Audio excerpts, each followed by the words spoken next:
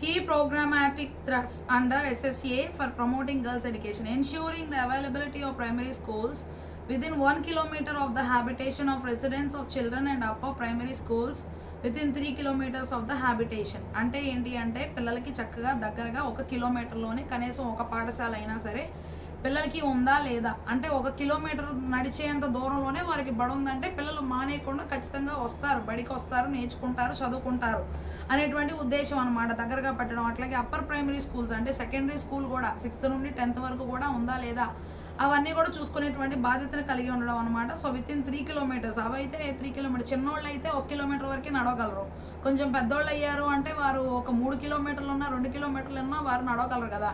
So ఆ విధంగా వారికి స్కూల్స్ అనేటువంటివి ఏర్పాటు చేసేటువంటి ప్రయత్నం చేయడం అనమాట. Provision of separate toilets for girls, అట్లే ఆడపిల్లలకి వేరుగా మరుగుదొడ్లు అనేటువంటిది ఇవ్వటం అనమాట. సో ఆడపిల్లలు మగపిల్లలు ఒక చోటే కాకుండా ఆడపిల్లలకు వేరుగా మరుగుదొడ్లు ఇవ్వడం. అట్లాగే recruitment of 50% of women teachers. Okay, so 50 మంది మహిళా ఉపాధ్యాయులను తీసుకోవడం అనమాట.